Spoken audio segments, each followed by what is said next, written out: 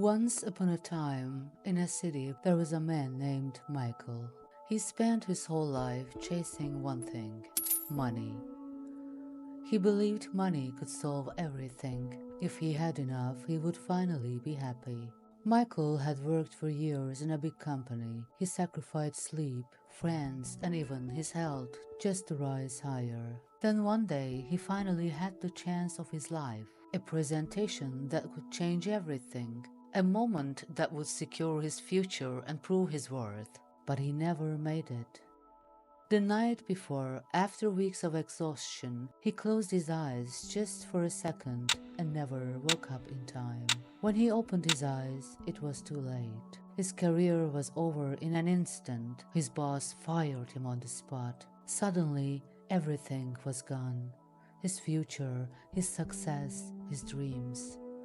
He locked himself in his apartment, too ashamed to see anyone. Weeks passed. He ignored phone calls. He left his mail unopened. He sat in front of the TV, staring at the screen, not really watching, just lost in his thoughts. The sound played in the background, but it felt far away, like it belonged to a world he was no longer part of. He didn't know how much time had passed, only that each day felt the same.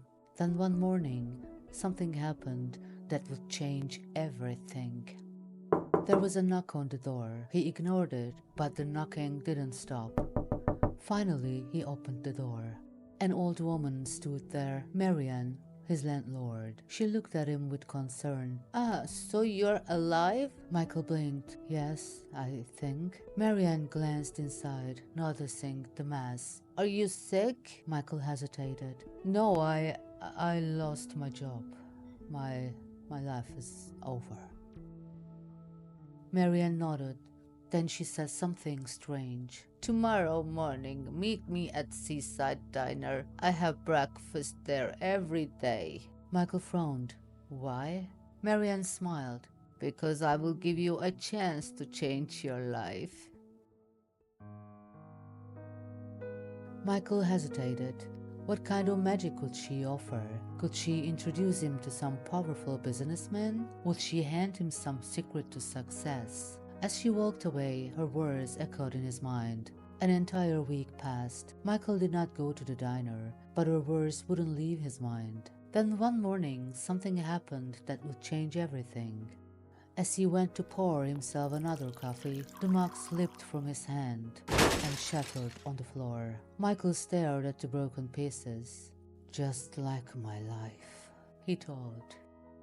For the first time in weeks, he made a decision. He put on his coat and walked out the door. The diner smelled of fresh bread and coffee. By the window, Marianne was waiting. She looked up, smiled, and said, "Welcome." Michael sat down. Marianne didn't mention that he had taken a week to come. Instead, she simply said, "Let's order an omelette for you and orange juice for me." Michael sighed. "Tell me, why did you call me here?" Marianne took a sip of her juice. "Because you need to hear something important." Michael clenched his fists. Marianne tilted her head. "And what does fixing your life mean to you?"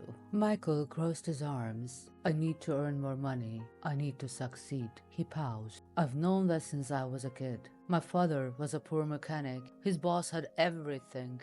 Money, power, respect. My father had nothing." Marianne nodded. She let him speak. "One night, my father spent hours fixing a car, but his boss simply said, 'Do it again.' My father stayed up all night redoing his work. That's when I knew I never wanted to be like him. I wanted to be the man who gave orders, not the one who obeyed." A long silence.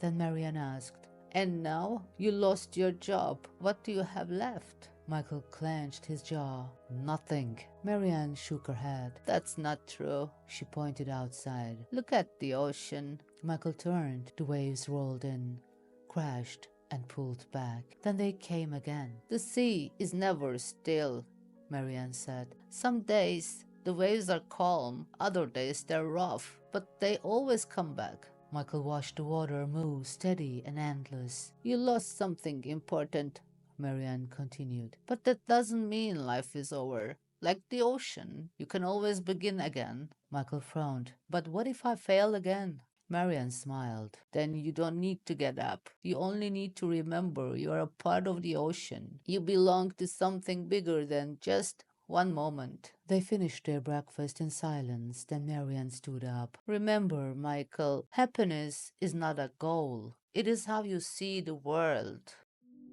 She walked away, leaving him alone with his thoughts. Michael sat for a long time. Then he turned to the window. For the first time, he truly watched the waves. He saw them crash, fall, and rise again, just as she had said. Then he looked around the diner. People were talking, laughing, enjoying their meals. They weren't rich. They weren't chasing anything, but they looked happy. Something inside him shifted. He walked to the restroom and looked in the mirror. For the first time, he truly saw himself. What have I done to myself? That was the moment everything began to change. Michael's life didn't transform overnight, but he took small steps.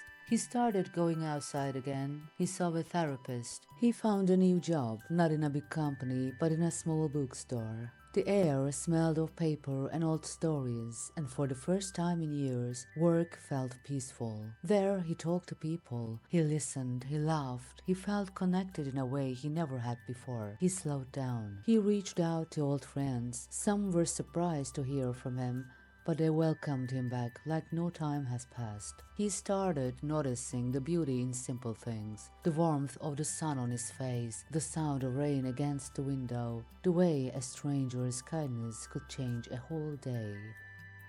A year later, he turned to the diner. He wanted to thank Marianne, but she wasn't there. The owner, an old man, looked at him sadly. Marianne passed away 4 months ago. Michael stood there, silent. A few days later, he found her grave and placed fresh flowers. He rested his hand on the stone and whispered, "You were right, Marianne. Magic is real, but it's not money, it's not power, it's the way we see the world." Marianne's lesson was not just for Michael, it is for all of us. Happiness is not something waiting for you at the finish line. It's not a prize to be won.